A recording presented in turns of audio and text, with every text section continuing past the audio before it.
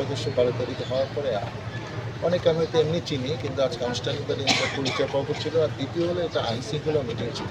তো সেখানে আইনশৃঙ্খলা মিটিং তো আইনশৃঙ্খলার পাশাপাশি অন্যান্য ডিপার্টমেন্টের উন্নয়নের মিটিংটা আমরা একসাথে করে ফেলি। তো সেখানে বিভিন্ন ডিপার্টমেন্ট তাদের সুবিধা অসুবিধা এগুলো একটা কথা বলেছে এবং আমরা কিছু প্ল্যানও করেছি। কারণ আগামীতে ঈদের পরের থেকে তো আমাদের কাজগুলো শুরু হবে। কাজ মানে ধরেন বিভিন্ন মন্ত্রণালয় থেকে বিভিন্ন রকম উন্নয়ন, আমি যেটা উদাহরণ দিয়ে বলি, ধরেন প্রাইমারি স্কুলে কিছু ভবনের নাম যাবে, যে নতুন ভবন করব, কিছু ভবনের সংস্কার করবে, এমপিওভুক্ত প্রতিষ্ঠানে কিছু করবে, তারপর আরও যে বিভিন্ন তালিকা আছে, মহিলা সমিতি, যে বিভিন্ন সমিতি আছে সেগুলো হয়তো কিছু টাকা দিবে, ডিজিএফ কার্ড ওগুলো কাজ, এইসব সব কিছু আমি সেই কাজগুলো আপনার ঠিকঠাক করে রাখেন, তালিকা প্রস্তুত করে রাখেন, যাতে সরকার চাইলে আমরা খুব দ্রুত সময়ের মধ্যে এগুলো তালিকা তাদের হাতে দিতে পারি। আরও সরকার ধরেন ফ্যামিলি কার্ড নিয়েও এটা চিন্তা ভাবনা আছে, এটা এখন পর্যন্ত কোনো নির্দেশ আমরাও হয়নি, কিন্তু মাননীয় প্রধানমন্ত্রী এটা কিন্তু বলেছেন যে ফ্যামিলি কার্ড করবে, নির্বাচনের আগেই বলেছেন।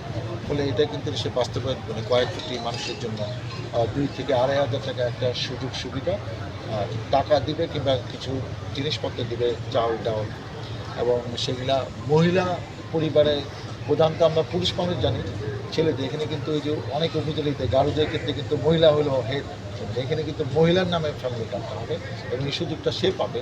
তাকে একটু স্বাবলম্বী করা, তাকে একটু মানে ভালোভাবে সংসারটা মেনটেন করার জন্য এটা করা হবে। যে সেই তালিকাগুলো যেন সুন্দর করে হয় সেটা তো করতে হবে। তালিকা আমি ইচ্ছা করে আমার সুবিধা মতো সবাইকে দিয়ে দিলে এই লক্ষ্যটা তো বাস্তবায়ন হবে না। তো এইসব নিয়ে আমরা কথা বলেছি এবং আমি যেটা নির্বাচন আগে স্পষ্ট করে বলেছি সেটা আবার আজকে তাদের পুনঃ করলাম। সেটা হলো যে এই মাদক তো নির্মূল করতে হবে এবং কমাতে হবে সহনীয় পর্যায়ে। এখানে হচ্ছে মাদকের প্রতি জনগণের পারসেপশন জন্য যে মনে করে কিছু কিছু পুলিশ কর্মকর্তা এটার মধ্যে জড়িত, কিছু কিছু পলিটিক্যাল শেল্টারে ওগুলো হচ্ছে। এই দুই জায়গার থেকে যদি আমরা এটা কমাতে পারি অটোমেটিক এটা কমে যাবে। এই দেশ এখন এমন একটা পর্যায়ে আছে, আমরা ভালো কাজ না করলে ঘরে বসে সবাই কিন্তু সোশ্যাল মিডিয়ার কারণে কিন্তু সবাই সব কিছু বুঝতে পারে। আজকে আমি নির্বাচিত হয়েছি, আমি যদি জনগণকে যেগুলো প্রতিশ্রুতি দিয়েছি এগুলো বাস্তবায়ন না করতে পারি আমাকেও তো কয়েকদিন পরে কৈফিয়ত দিতে হবে। সামনে নির্বাচনে তো ভোটেই হবে, এখন তার সিল সাপোর্টের নির্বাচন হবে, সেটা আমি এটা কী করবো। তারপরে যে রাস্তার যানজটের ব্যাপারে কিন্তু আমি পরিকল্পনা করেছি। আমি গতকাল কিন্তু ডিসিএসপি মহোদয়ের সাথে কথা বলে এসেছি এবং তারা আমাকে আশ্বস্ত করেছে আমরা এ ব্যাপারে আমরা সহযোগিতা করবো। আমরাও এটা প্ল্যান করি, এই হয়তো 7 দিনের মধ্যে আইন শৃঙ্খলা মিটিং হবে জেলাতে, সেখানে এসে আমি এটা বক্তব্য রেজলিউশনে আসবে। তারপরে এগুলা করা, যেমন হকার মুক্ত, তারা বলছে দেখেন হকারদের কিছু প্রোভাইড করা যায় কিনা সেটাও চিন্তা করেন, কাছে এটাও আমরা চিন্তা করছি। সব কিছু নিয়ে আমরা এমন কিছু করতে যাচ্ছি যেটা যাবার সাবারে যেটা আমরা আসলে প্রতিশ্রুতি দিয়েছি। আমরা হাসপাতালের ব্যাপারে আজকে ডাক্তার সাহেব এসেছিলেন, তাদেরকে বলা হচ্ছে এই হাসপাতালে 50 বেড আছে, এটা 150 বেড করা যায় কিনা এই বর্তমান এক্সিস্টিং কাঠামোর মধ্যে।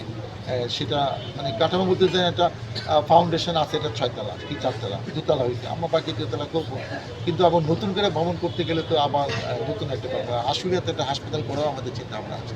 এরকম নানাবিধ ব্যাপার নিয়ে আমরা কথা বলেছি। আমরা আশাবাদী যে এগুলা আমরা আস্তে আস্তে বাস্তবায়ন করবো। উপজেলা নির্বাহী আমাদের নেতৃত্বে সমস্ত কর্মকর্তা ছিলেন, যার ডিপার্টমেন্টের সমস্যা তারা বলেছেন, আমরা এগুলা লিখিত আকারে নিয়ে আসছি। আমরা আস্তে আস্তে এগুলা করবো।